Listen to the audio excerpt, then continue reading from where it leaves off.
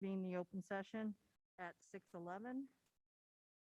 And if we could please stand for the Pledge of Allegiance.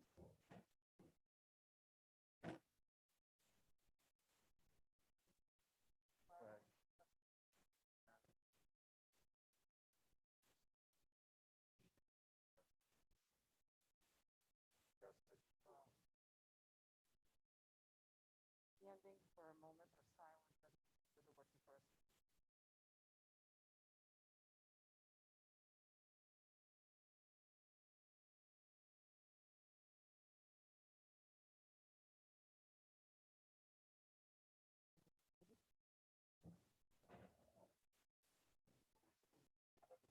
And Mr. Cowett, do you know the emergency exit?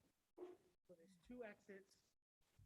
Hi, there are exits at the back of the room, two that lead out to a patio that goes out to the parking area. And then there's the entrance that you came in, which is down the hall. Thank you very much. Member Pearson, who was not here tonight, was scheduled to read the mission statement. So, Mr. Murray, would you like to? The mission of Coventry Public Schools is to inspire, support, and challenge all students in an inclusive community to be critical thinkers, effective communicators, reflective learners, responsible individuals, and global citizens. Thank you. Moving on to, just to let the public know, the committee met very briefly in executive session for about 10 minutes, at which time we discussed two matters. We approved executive session minutes for 8:19 and 8:26, as well as we approved the homeschooling request. Both votes were unanimous, 4-0. Okay, that being said, is there a vote to seal the minutes of the executive session? Madam Chair, I make a motion that the records of executive session be kept closed pursuant to sections 42-46-4 and 42-46-5. I second the motion. Thank you. All in favor? Aye. Aye. Aye. Any opposed? The ayes have it, motion carries. 4-0. Moving on to approval of the minutes from 8:19 and 8:26. Is there a motion? Madam Chair, I make a motion to approve the minutes of 8/19/2021 and 8/26/2021 as presented / amended. I second the motion. Any questions from the committee? Seeing none, all in favor? Aye. Aye. Chair votes aye. Any opposed? Motion carries 4-0. Moving on to the public agenda, the remaining agenda items are open for public discussion. If there's a vote involved before, we'll make the motion, but before I call for the vote, the public is allowed to comment on those issues before we actually vote on it. That being said, our first agenda item, is number 6. And this committee has agreed to table this. So I need a vote to table it, please. Madam Chair, I make a motion to table motion number 2121-6.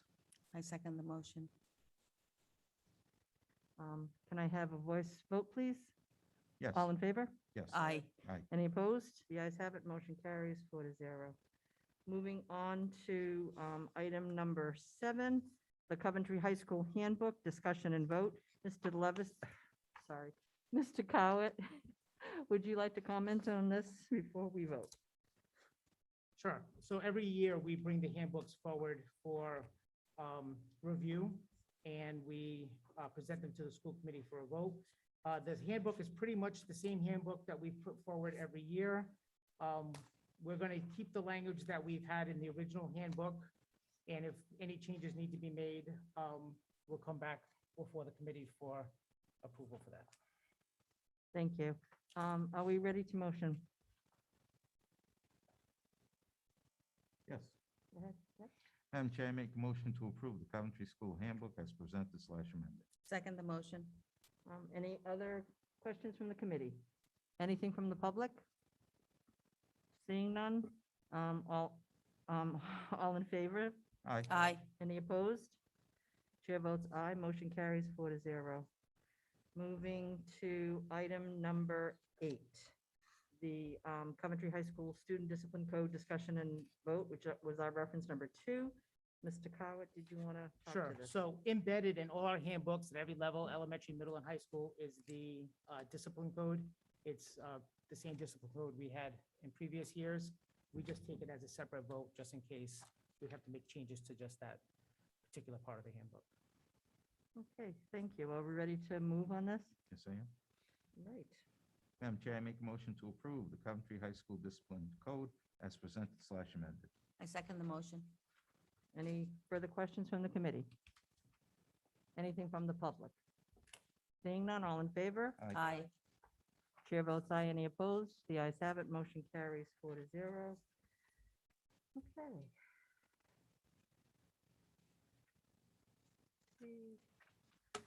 Moving on to use of Feinstein funds and necessity of school construction communication consultant discussion and vote, which was our reference number 3.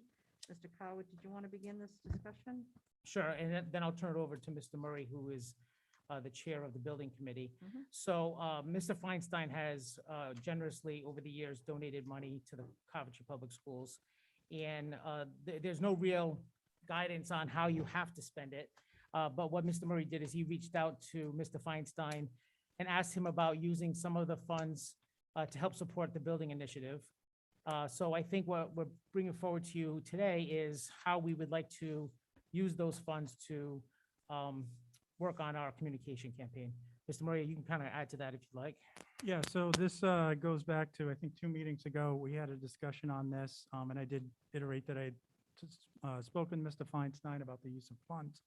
He felt it was appropriate, given that we're going for school facilities, and we're progressing that effort. And this really is to not necessarily, I stay away from the term marketing because it's not. We're not at the point where we'd be even seeking a ballot measure. We're just trying to get information out to the public about what we've been doing, trying to get people in the loop and understanding what this is all about, because there's a significant amount of money on the table from the state side that could be quite substantial. And I'll talk a little bit about that in my next brief update. But one of the comments that was made is, what exactly is this going to be used for? So I reached out to Phil Conte from Studio Jade, our architect, and asked him to write up a more refined scope of work, which you have in front of you, and really spells out a lot of the product that he's going to provide.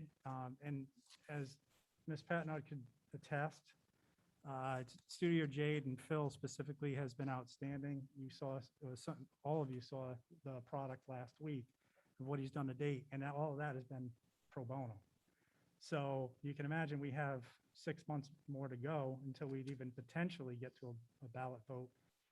There's a lot of work to be done, and so we really need at this point somebody on board to help the committee who's been volunteering their time and efforts to support the communication and outreach effort moving forward. And we're going to have some really key meetings coming up with council. So I'm asking for your support on this. I think it is an appropriate use of money, considering how much money would be on the other end of this whole initiative specifically for schools.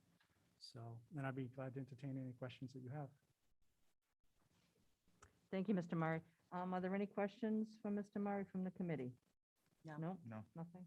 I want to thank Studio Jade for putting this together for us, because it's very enlightening and well done as usual.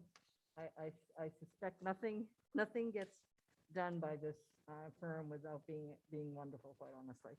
So are we ready to move on the vote?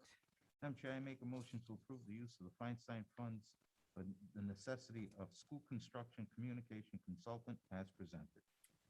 I second the motion. Thank you. Is there anything from the public on this particular item? Sure. If you want to please stand, say your name. If you want to come up to the microphone, Hillary, that probably is the better thing to do. What's the amount? So, it's a good question. So it's 27,000 is the base scope of services.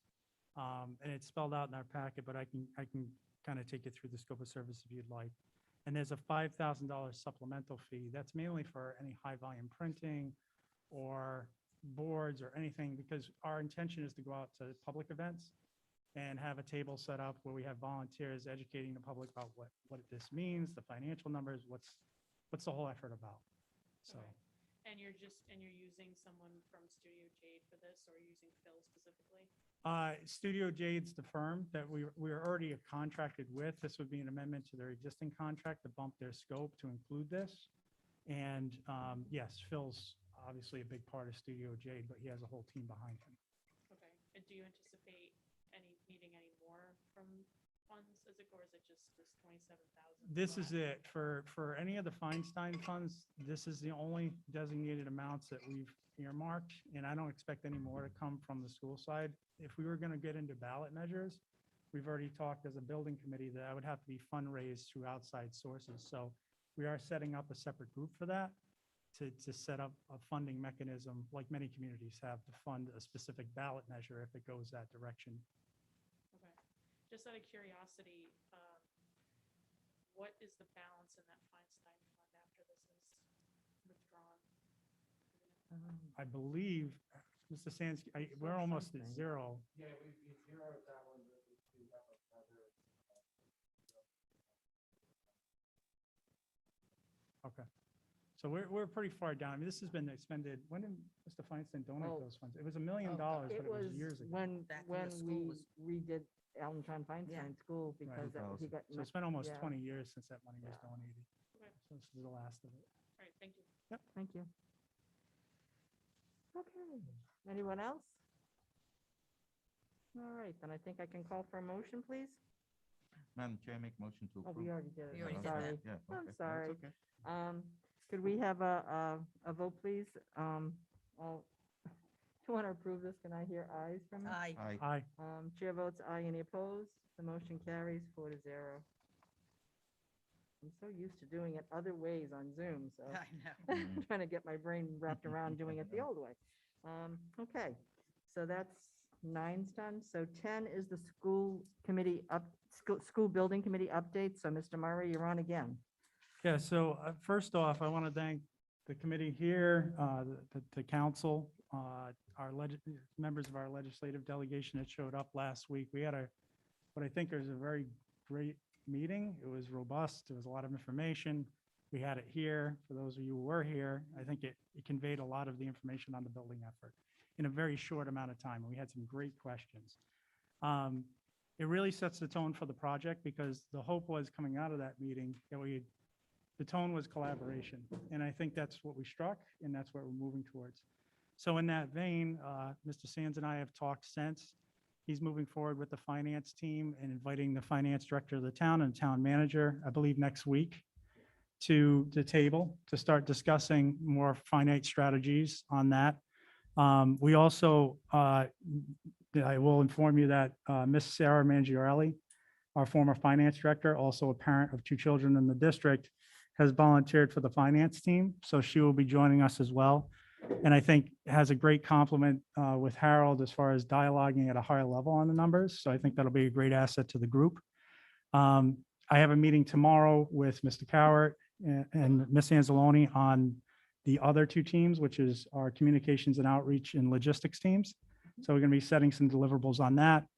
I've also reached out to Alita Hall. We're going to get the schedule more refined now that we have some additional information. She's my scheduling person. So she'll refine that schedule for our next building committee meeting. So we have a lot of things in progress right now.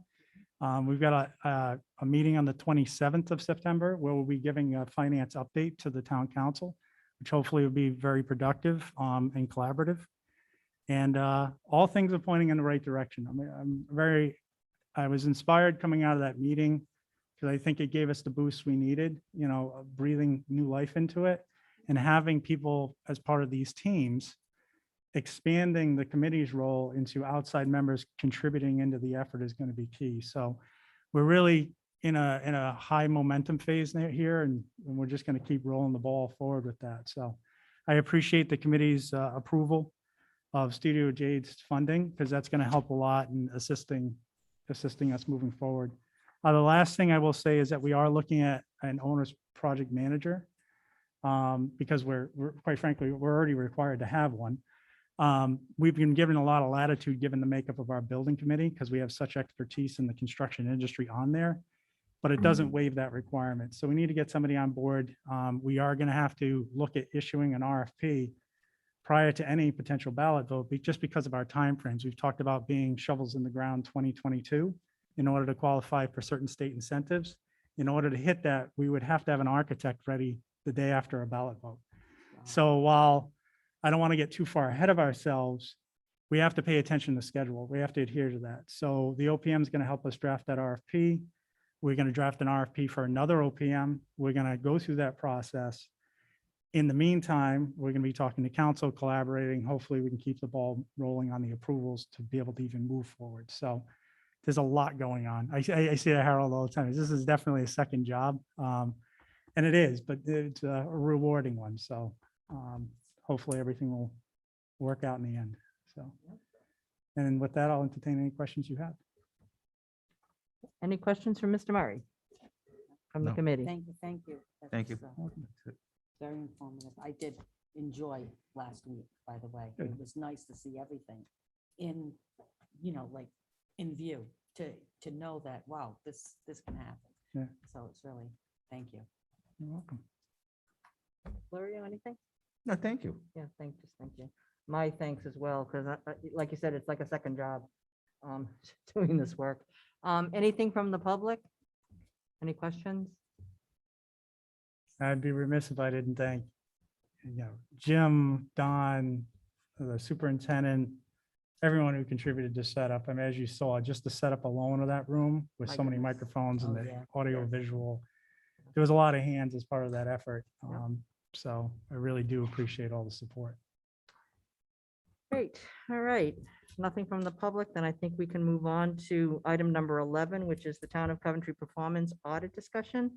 And just so you, I'm gonna start this. I don't think you have anything about with this. I'm gonna begin the conversation, just to kind of refresh our minds and why this got put on the agenda again.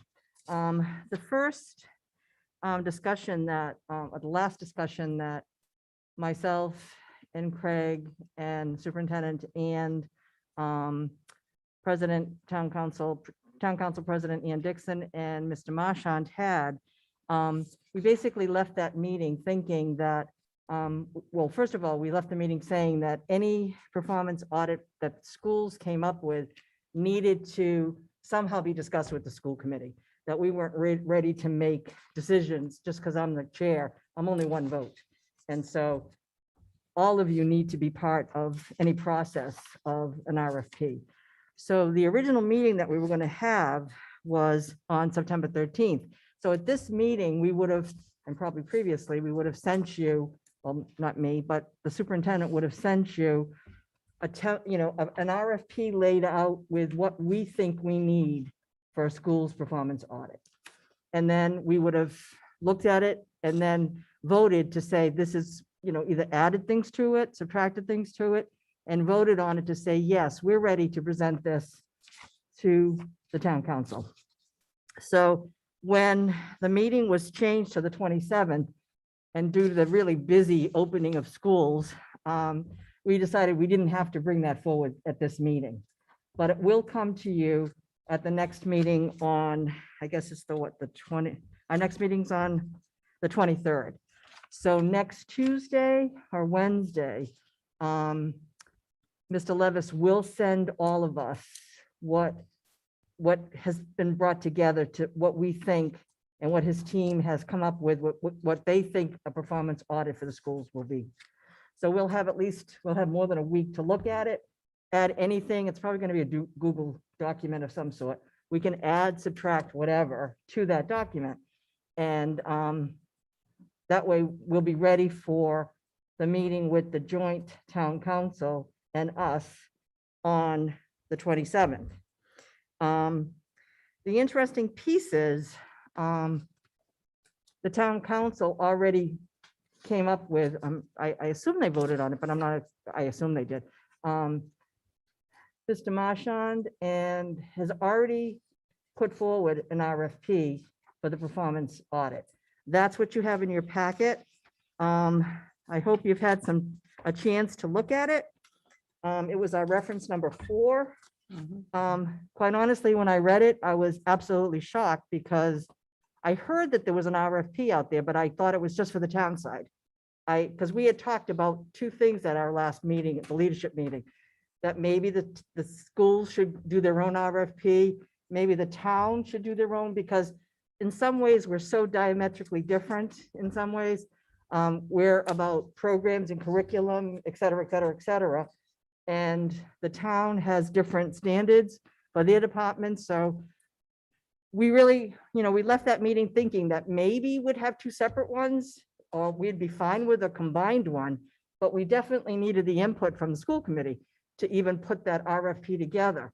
So when I read this RFP that's now public information, I was like, wow, we're included in this. And quite honestly, I'm not sure how much we ever gave as input. In fact, I am sure we didn't give you any input. So that piece was kind of surprising to me. I'm sure it was a surprise to Mr. Levis as well. But when I read through it, I just want to bring your attention to page 2 of the proposal.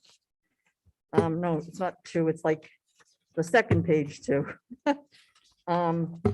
At the end of that page, it says, the performance audits may entail a broad or narrow scope of work, apply a variety of methodologies,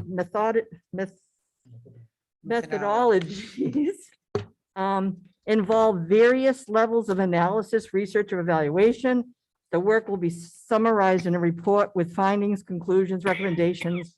Presentation to the town council and town manager may be requested. When I read that, I said, okay, if I was a bidder for this RFP, I'd say, well, what the heck does that mean? It may entail. So if I were an accounting firm, I'd say, okay, so this is the whole town, including schools. Do I need to hire an educational consultant to do the schools? Do we have someone on staff who can do that? And what exactly are we going to be looking at in general? If it's maybe broad or narrow. So that really stuck out in my mind. Like, I'm hoping that on the meeting we have on the 27th, we can show the RFP that we have looked at next meeting on the 23rd and say, that line that you put in there, I'm hoping was to include whatever analysis the schools think we need. Never mind what the town council thinks the town needs. Personally, if I was a bidder, I'd say, okay, I need more information, I think, but maybe, I haven't read a lot of RFPs in my days. I have read the ones that have been done in the past in Rhode Island from Smithfield and East Greenwich, and they were very specific and, bulleted out specific information. So this seems to me like it's difficult to interpret. And so if I were an accounting firm, I would have difficulty trying to figure this one out. But that's just my opinion. Like I said, I don't know if you had time to actually read it, but I'll open it to questions.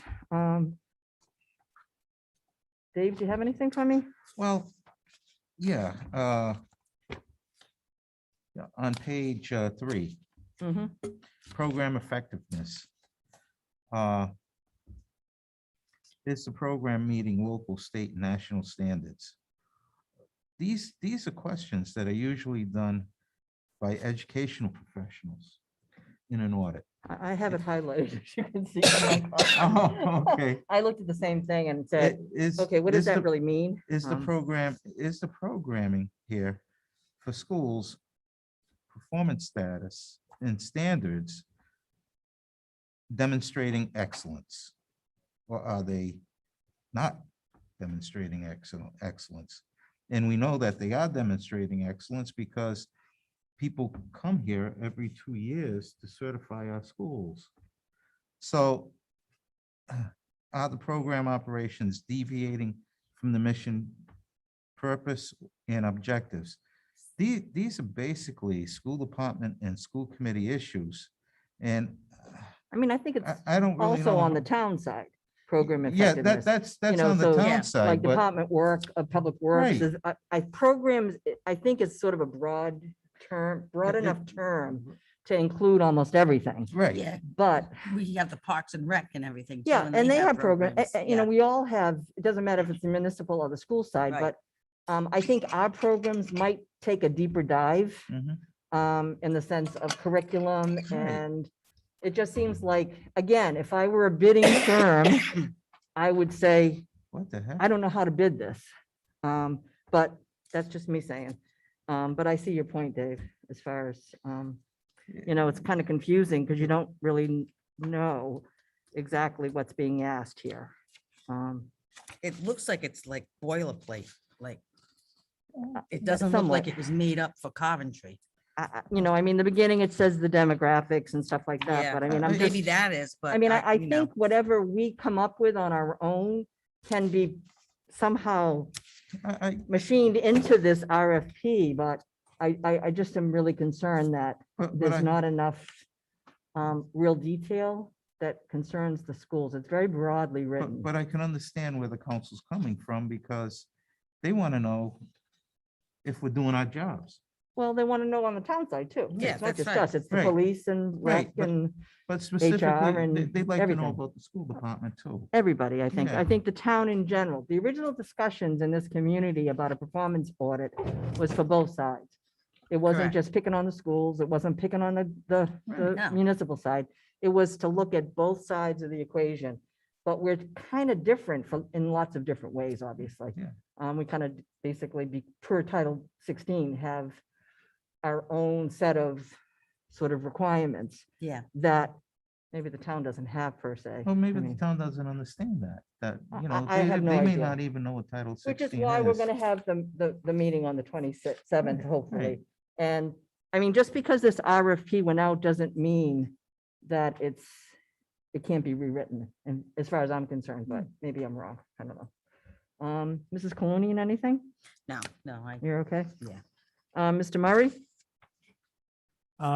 Yeah, so I guess a question. So were you aware this was, it sounds like you weren't aware this is going out to bid. Until it happened. Right. kinda, Yeah, And the way you left it was the way we had spoken about a couple meetings ago, which Exactly. was we had a little bit of differing viewpoints, all right, Mm-hmm. on how we were going to approach the audit, but the ultimate discussion was about having a joint meeting, exactly, which we haven't had yet. exactly. Okay. So I guess, a couple meetings ago, I got gigged for having some harsh language on a memo that came out. And some of that is frustration that comes out because when we speak about collaboration, this is what I'm talking about, right? So we knew the meeting was coming up. The leadership knew the meeting was coming up. Would have appreciated just holding, because this has been talked about for 5 years. I've been in part of these discussions for 5 years. All of a sudden, there's a big rush to just get it to market. And so it doesn't speak of collaboration to me when we're not at the table to discuss it and really kind of go through the scope. I mean, I have written literally hundreds of RFPs. And usually on something of this broad of a scope, out of a 13-page document, there's less than 2 pages on the actual scope of the project. And as you've iterated that our side of the equation is pretty substantial, right? We talk about benchmarks. I think just Craig's outline that he presented at the Right. last meeting was 2 pages in total. And that's just bullet points. That's just laying it out. So I definitely have some concerns. I understand the want to get this done, but it's imperative we do it right. It's imperative that we've done short visioned efforts before and we've paid people. And then we end up back at square one. So I won't pick apart pieces of this because honestly, I'm like you, I could pick apart a lot of this. I Mhm. just think it may have jumped the gun a little bit. Yeah. So I would hope that we can convene with the council, have an honest discussion about where our goals lie, Mhm. create some benchmarks, and put this out the right way and have that dialogue in collaboration. The public wants it. I think both sides want it. Mhm. I think this is something that we all feel is needed and it's not, we all know it's not to pick apart each other's departments. It's to look at the entire Right. town and say, are we running appropriately, efficiently, effectively? So I guess I'll leave it there.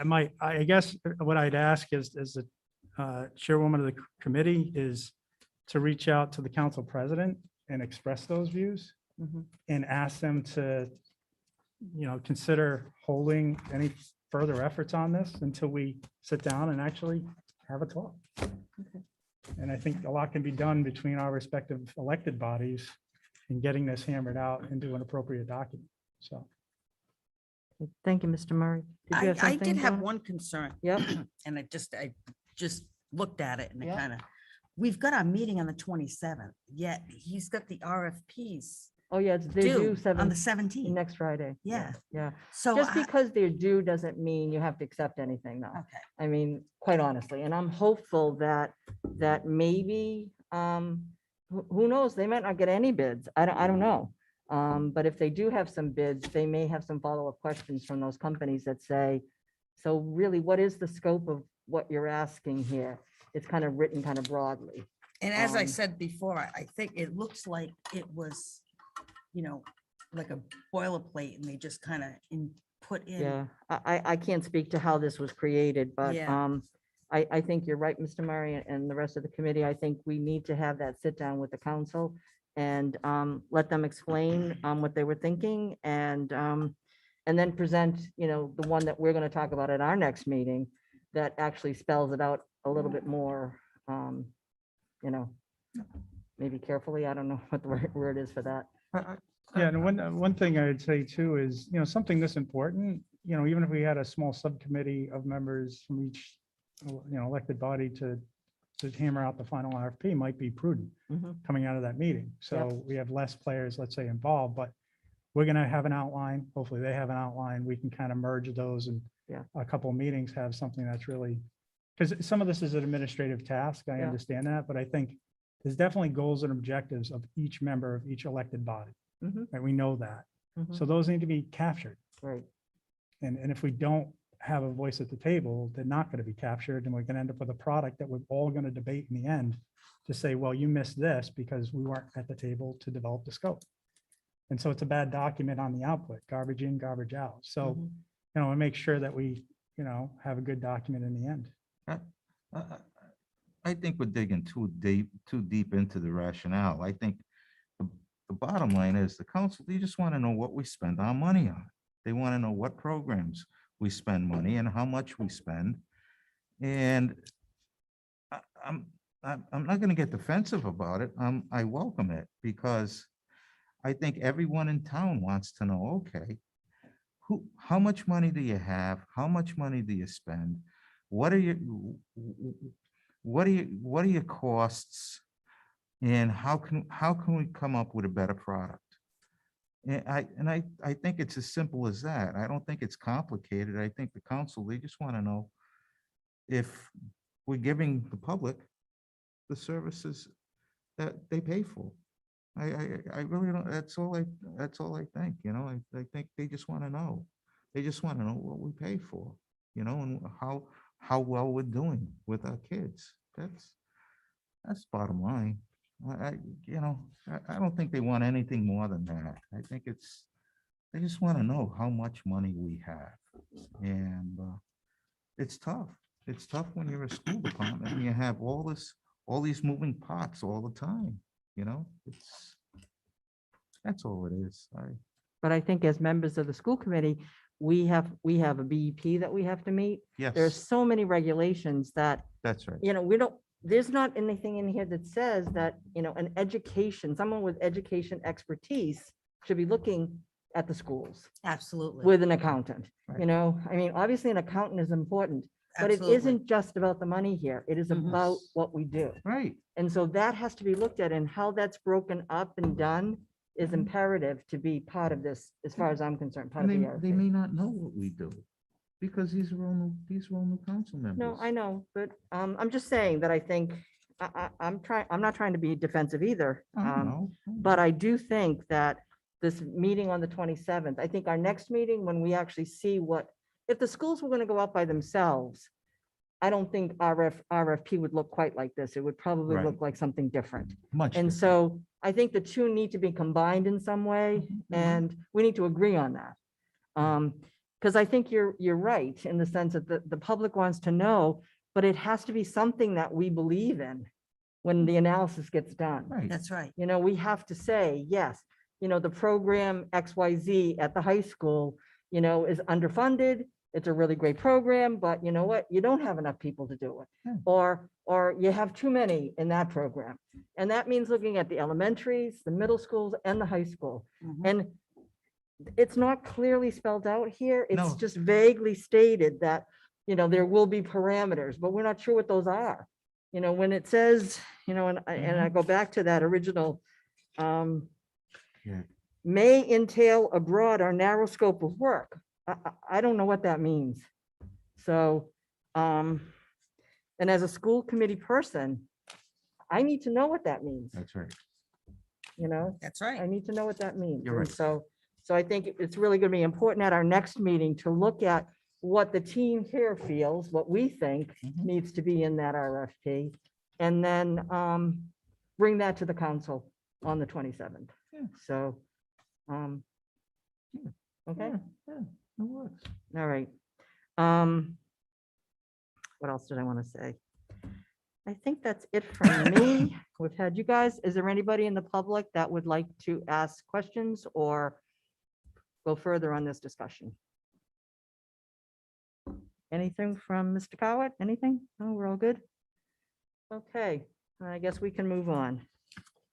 Thank you for this discussion, guys, and I think by next meeting, or by next week, you'll have a better idea of what the schools would be looking for as So, well in the performance audit, so the joint meeting with the council changed till the 27th. till the Yeah. 27th, and what about in September 15th? The 15th is the meeting, that's not a joint meeting, that's between the town council and they're basically in the public, they're basically putting forth, I believe Mr. Marchand and Ms. Mills will be presenting the financial health of the Okay. community. So I would encourage all of us to attend as people in the public. It will be in I person. actually have prior engagement Yeah. on that night, Yeah, I'm unfortunately. definitely will be there, but that's what the difference on that meeting is. I'll be there. All right, okay, so that brings us to item number 12, which is the regulations minimum maintenance requirement discussion. And we're going to table this because Mr. Levis did want to be part of this presentation with us and wanted to be able to be here to answer questions, concerns, or whatever. So we're going to do that at our next meeting. And we weren't going to vote anyway, so we don't have to we don't need to vote to table it. And we can move on to 13, which is the superintendent's update. Can the assistant superintendent do any of that for us? I sure please? can. So there's a few things that have already been discussed, but I'll just hit them again. First one is regarding the September 13th meeting being rescheduled to September 27th between the joint meeting between the town and the schools. So, and that's to discuss the performance audit and the minimum maintenance requirement. I did want to also talk about school opening and a little bit about enrollment as well. So we had a positive opening to the year in the sense of people came back in good spirits, people were willing to go all in to get kids back in school. Not gonna lie, we're 2 weeks in now, and we've had a sharp increase in positive cases among staff and students and other support staff, including bus drivers. Some cases are with people who have vaccinations but had some breakthrough, but many of the cases are people who were not vaccinated that we know of, which is increased contact tracing requirements. So when somebody is identified as being a positive case, we then have to go through contact tracing and to identify all the people who have been within 6 feet of that person throughout the day. At elementary, it's relatively easy because the kids are in a stable group. They're in one class. That class is with each other all day long. They go to lunch together, they go to recess together, they go to itinerant together. So it's easy to contact trace, not saying that it doesn't impact them, because if we have positive cases in an elementary classroom, it often means the whole classroom gets put out, because the nature of an elementary classroom is kids are often within 6 feet, often within 3 feet, depending on the activity. So that's been a challenge. We've had to put out some entire classrooms. At the middle school, it's a different kind of challenge, and at the high school, it's even bigger challenge because the kids have different kinds of schedules. And so for a middle school student, when we look at close contacts, we say that particular student may have 7 classes. And then we look at the seating charts in all 7 classes and identify the people within 6 feet of all 7 classes. Then we have to contact those people to let them know they're close contacts. And then we also have to provide the Department of Health their information so that the Department of Health can do their part. Department of Health is also short. They're short on nurses, just like we are. And they are not responding to positive cases as quickly as they have in the past. So that slows us down a little bit. And it frustrates parents, and I get that. It frustrates us as well. We haven't started asymptomatic testing or symptomatic testing yet, but we have a team of people together, district level team that's going to put that plan together. We're also working with Department of Health on what that's going to look like. When you test kids, young kids, you have to get permission from parents to do so. And last year we did pool testing at the elementary schools. We'll try to do pool testing, which means we take a whole group of people and we test that one sample, which has all these people included in it. They're all part of the same pool. And if the whole sample comes out negative, then we know that whole pool is negative. But if one sample, if it comes out positive, then we drill down into that pool and start testing individual people to identify. And that's an efficient way to do it. The challenge was last year, not a lot of parents signed up for that. So it's hard to do. I did say transportation was impacted. We had 6 drivers out. So there was some double runs. There were people who were trying to be creative in how they do it. Even Mr. Martin recently sent out an email to some middle school parents asking them if they, especially it impacts Western significantly because it's so wide open back there. If they could bring their kids to a particular stop, we could pick them up at that stop versus their traditional stop, which might be at their house. And in some cases on the Connecticut line. So that's a challenge. We're addressing the issues as they come up. We're trying to be as proactive as we can, but some things we can't anticipate. This year is very different than last year.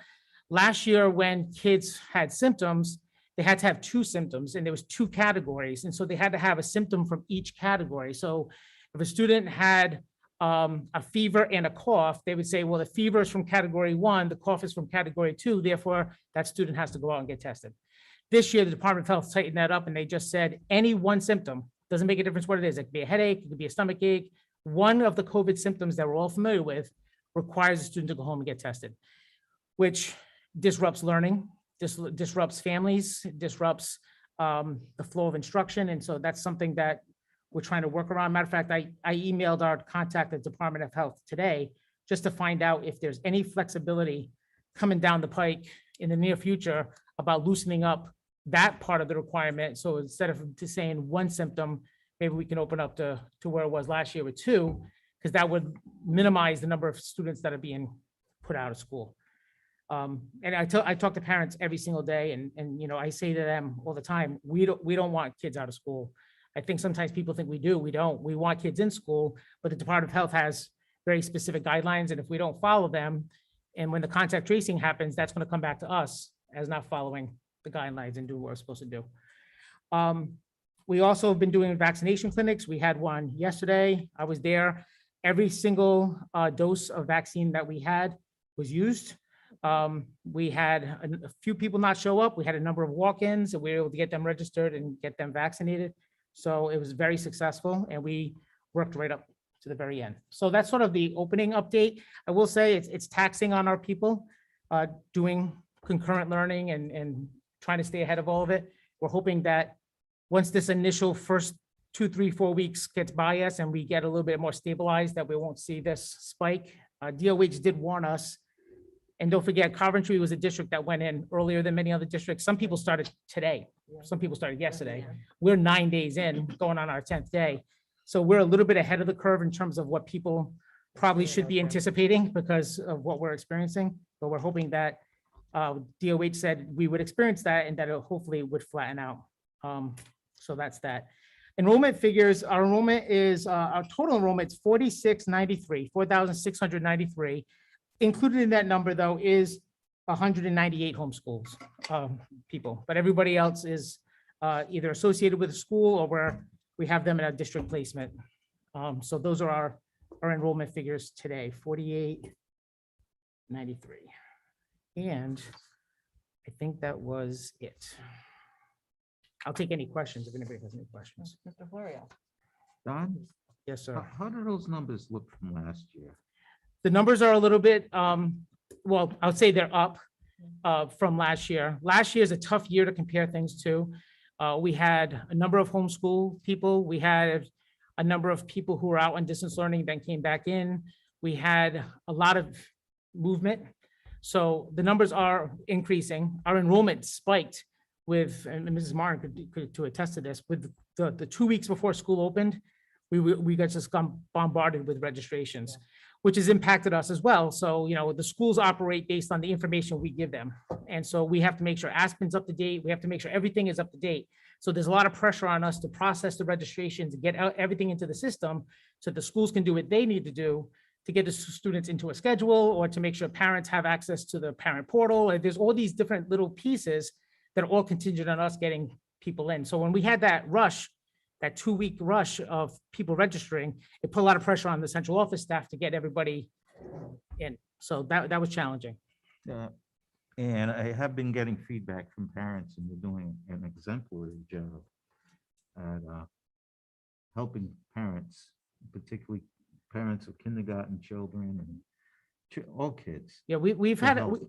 overall, we've had a nice transition in terms of getting back into full. And Department of Health said this, the governor said this, RIDE said this. They want it to be a normal year, right? A normal year. And that really made sense right up until the first week of August. And then when the first week of August came, the Delta variant spun everything on its head. And so we're still trying to operate under the premise of it's a normal year, but now we have these factors that are impacting it, and that's a challenge. And you're handling, I saw the email from Washington Oak, and I know you're on that. Yep. We're doing the best we can to, like I said, we're just staying ahead of each, Thank you. trying to stay ahead of each thing. Good job. Good job. Thank you. Thank you, Mr. Florio. Mrs. Clunian? I don't have any questions. I've been keeping up with the emails and everything, so I pretty much know what's going on. Great. Mr. Murray? Don, you said 4693, right? 'Cause I thought you said 4693. 48 at one point. 4693. Okay.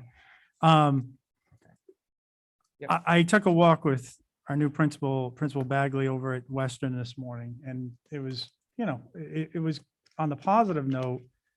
I talked about normalcy. Things are definitely much more normal, quote unquote. Besides the mask mandate and some of the protocols in place, kids are interacting. Things are getting back to the way they were. Even the rooms that I saw were reorganized a little bit more normal. There's some spatial needs over at Western, which I spoke to Don about. That's been ongoing. So that may be coming up. So red flag there, but and it's somewhat related. It is related to COVID because it's just put more of a taxation on some of our space facility needs. But one of the things I discussed with Ms. Bagley is distance learning, how fast we've had to kind of readapt our distance learning. Can you speak a little bit to that? Yeah, and distance learning looks a few different ways than it did last year. So last year, we had basically three platforms where we had people who were in essentially full-time, and that was elementary. They were doing Tuesday right through Friday. The second platform was the middle school and the high school kids were on a hybrid schedule.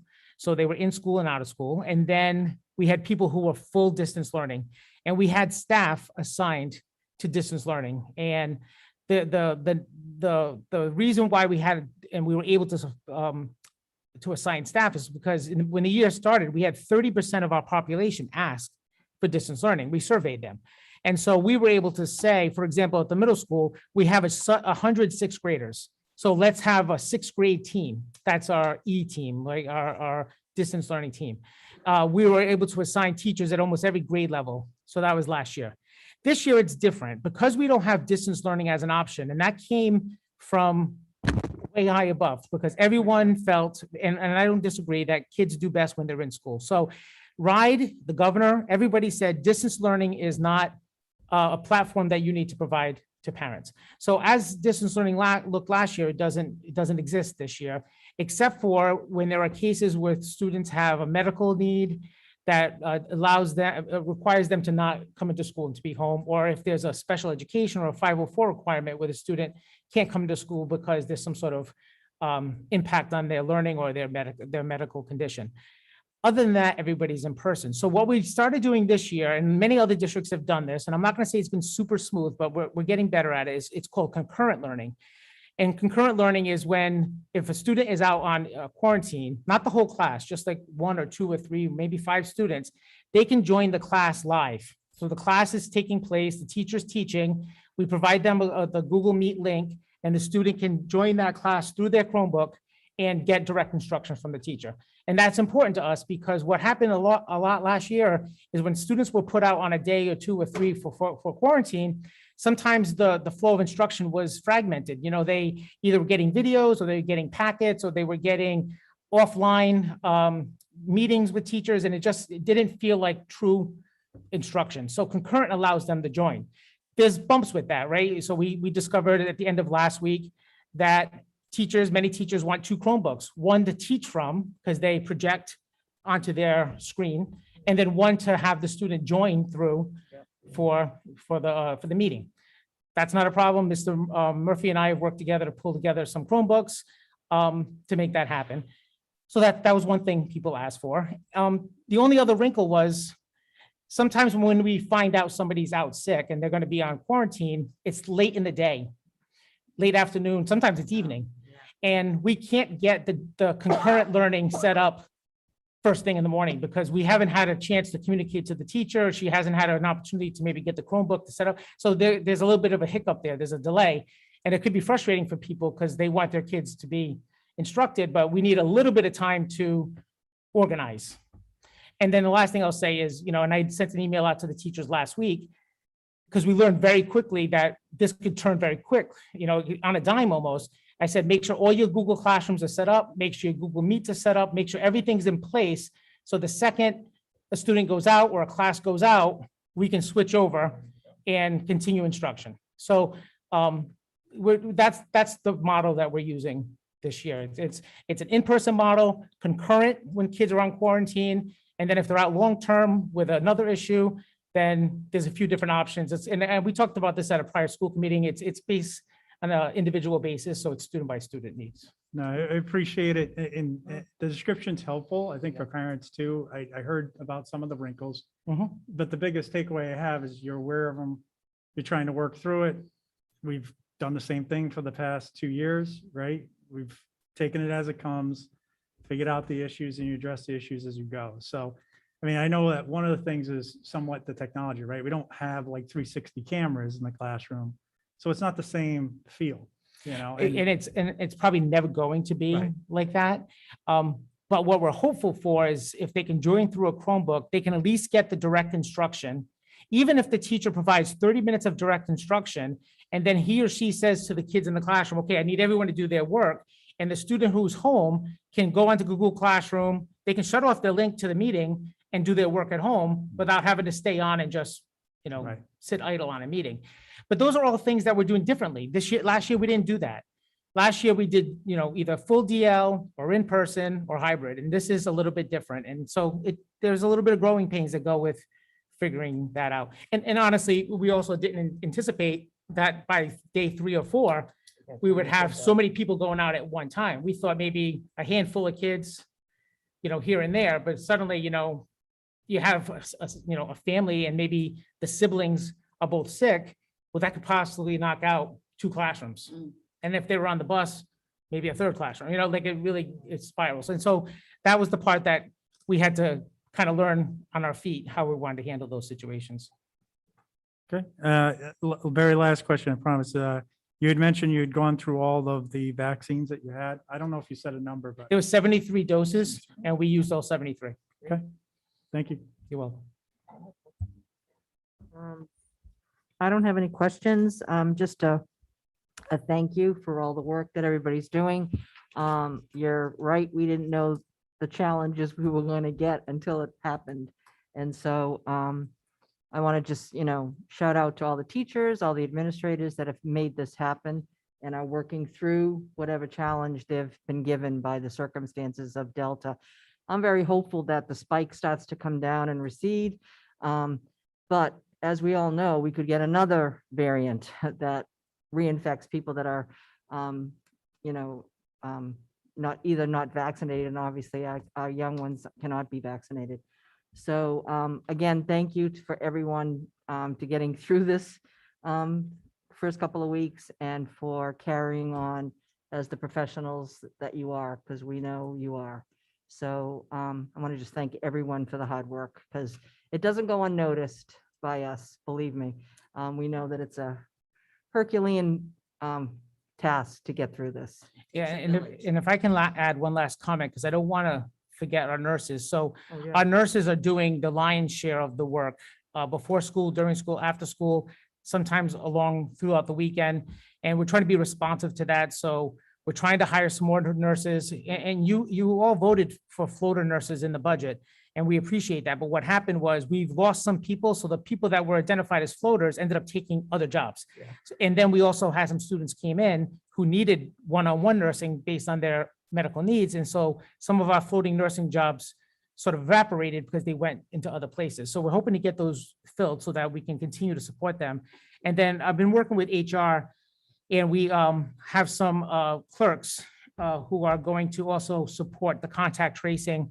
After their workday, they're going to work for us to do contact tracing and make the phone calls and fill out the spreadsheet, so that hopefully it doesn't hit the nurses so hard. So the clerks are going to help with that as well. So, but I didn't want to leave the nurses out, because our nurses have done a lot, and they take a lot of pressure, not only from administration and teachers, but from parents. Everybody is calling the nurse, including me. So it's important to remember them as well. Thank you, Mr. Cowett. Anything from the citizens gathered? Any questions or comments? Not seeing anyone. So again, thank you for the update, Mr. Cowett. Finally, citizens' comments. Are there any citizens gathered that would like to speak or comment? Okay, I don't see anybody. So we can move on to scheduling the next meeting. I have 7:08. Oh, that's adjournment, sorry. Yeah, I know. Mr. Can I have a motion to schedule the next meeting? Madam Chair, I make a motion to schedule next meeting of the school committee for Thursday, September 23rd, 2021 at 6 p.m. It should be here. at seniors. 50 Wood Street, Coventry Senior Center. I second the motion. All in favor? Aye. Chair votes aye, motion carries 4-0. Moving on to the last item, our adjournment. And again, it is 7:08. Is there a motion to adjourn? Madam Chair, I make a motion that the meeting be adjourned at 7:08 p.m. Second the motion. Thank you. All in favor, say aye. Aye. Aye. Motion carries 4-0.